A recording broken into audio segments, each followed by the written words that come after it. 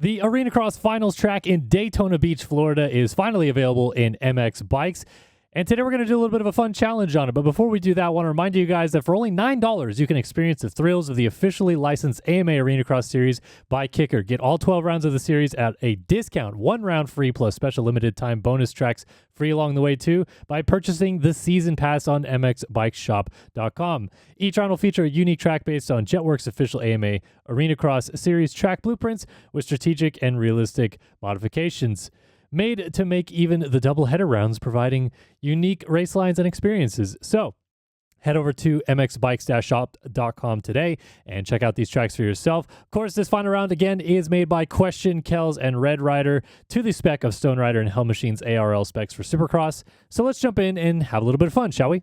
So for this final round, I thought what would be kind of cool is to talk about the difference between 250, 450, and the Stark VARG in AMA Arenacross, because you can race any of them or all of them, as some guys have taken the liberties to do so this year. The Stark you can't race in the official AMA Arenacross Championship, but they do have an A or an X Pro class. It's not an AX Pro, but an X Pro class that you can race the Stark in. And Justin Bogle, Kalana Humphrey, Michael Hicks, who's racing the AX Pro Championship, all have been racing that bike. So I wanted to use this last round to just kind of see what's better, riding a 250, riding a 450, or riding the Stark VARG. So we're going to jump on the 250 at first and do a little bit of lap time comparison here on Daytona. I will let you know that I kind of grinded this track a little bit beforehand and was able to put down a 29.9 on a 250, but I was dipping into the 28s on a 450 and a Stark VARG, so maybe giving away the video end already. But let's talk about what a 250 feels like on this track. Quest and Kells have once again done the thing where the top traction is a little bit slippery, and because it's Daytona Beach, I think they even went for a little bit of a sand feel. So on a 250F, this is very difficult to keep forward momentum. Like, your bike wants to slide around a lot. It's not very easy to keep momentum going through the whoops too, because the bike wants to just get bogged down. And then, for example, there's a triple in right here on this outside line that is pretty damn hard on a 250F. A 450 can get it. A Stark can almost get it pretty cleanly every lap. But a 250, it's a huck. And there's going to be some, pros in this game that certainly could do it. But for me and my skill set, not able to do that on a 250. So just kind of showing off how this track plays on a 250 to start. Like I said, the whoops are a bit of a struggle for me because I can't seem to get that triple in after this wall jump. I come across the start straight, I launch onto the start straight and immediately tuck inside right here to double in, but we just bounce all the way into that jump with the Pibbs bounce. So not able to double in, but we double in, double again, double a third time, and then set up for this corner, which honestly, they made the inside pretty doable in this corner. They didn't give like an inside rut or anything, but because the berm is so far out there and the next thing is just a straightaway, the inside rut is actually not too bad at all. Ooh, a little bit short on the finish line jump. So let's do one more lap here, and then we'll jump to a 450, have a little bit more fun, because as you can tell, my skill set on a 250 lacks, and I think if I was going to be racing the Arenacross Championship in bikes or in real life, I would probably not choose to go with the 250, at least on this track. Other tracks, 250 hasn't been so bad on some other tracks just because the tractions has been a little bit better and a little bit easier sustainable, and obviously riding a 250 on a tighter track is nicer, but at least on this one, it is difficult. So let's jump up to the 450 and see what she does. All right, as promised, we are now onto the 450 and giving away lap times here as I go along. 29.9 was my best on a 250. A 28.9 has been my best on a 450. So I think what it really boils down to, at least in bikes, is obviously a 450 is going to track a lot better through the whoops.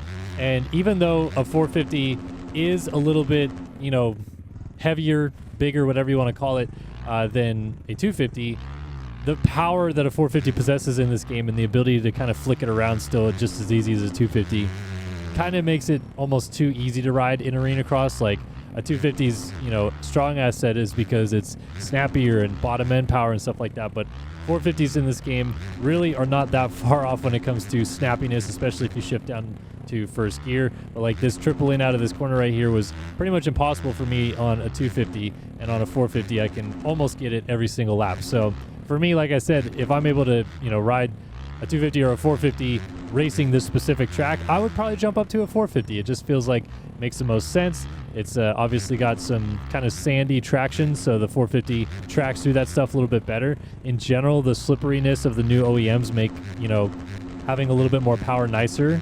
So I like the 450 for this track personally better than the 250, but it's also an interesting debate to talk about when it comes to including the Stark VARG in this discussion, because the Stark VARG kind of has the best of all worlds. So we'll talk about that in a minute.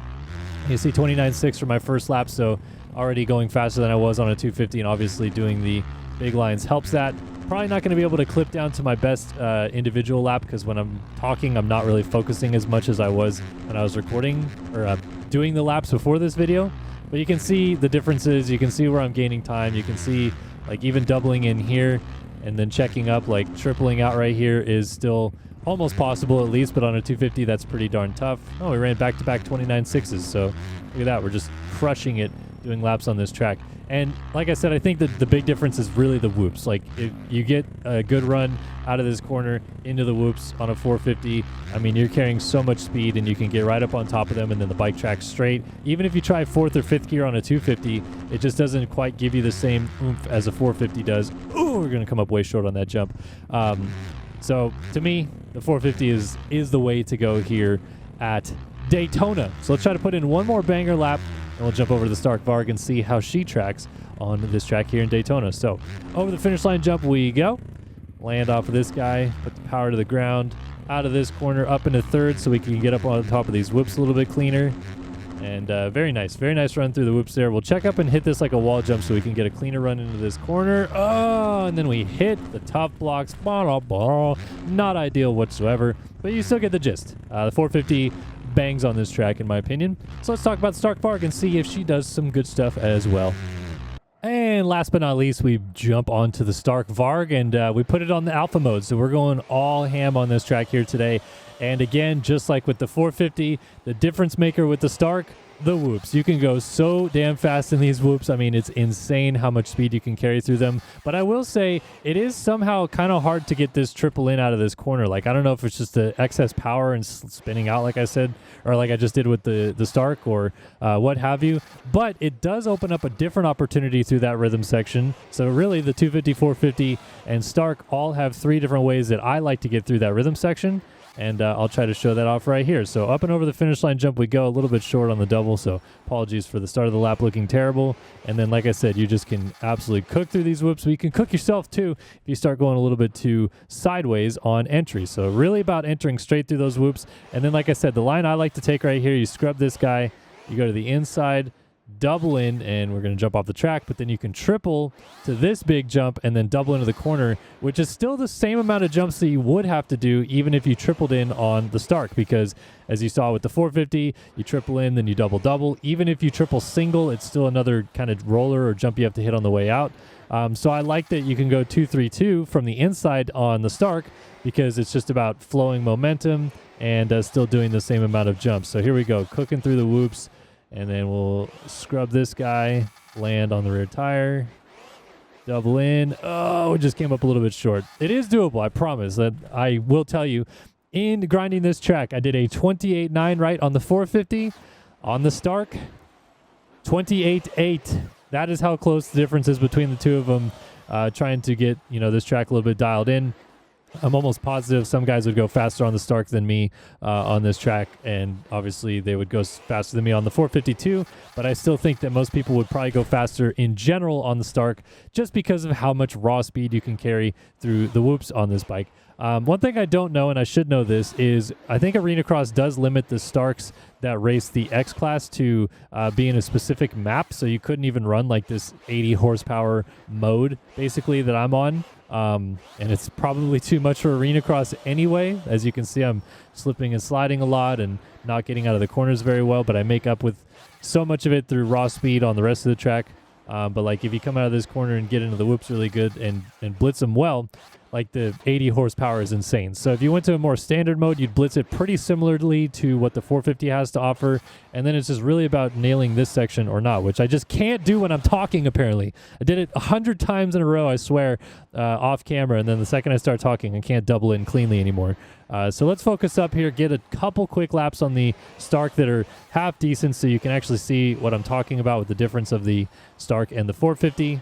Here we go. Up and over the finish line jump.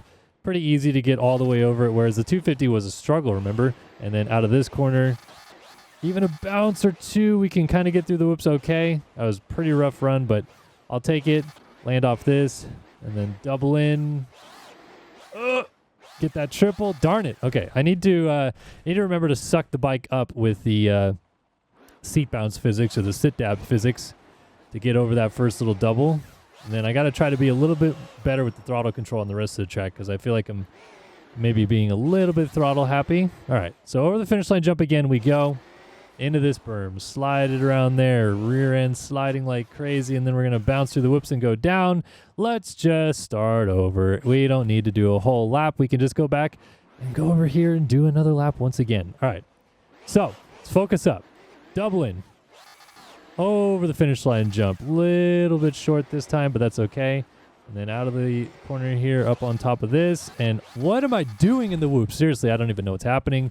I was not this bad when we were testing before the video. All right, one more try, and then I'm going to call it because you guys get the gist. The Stark VARG is fast, but the 450 could be just as good if you ride it well enough. All right, into the corner after the finish line jump, up on top of the whoops. Bouncing super awkwardly for some reason. Barely saved it. And now let's just please get this stupid double in line.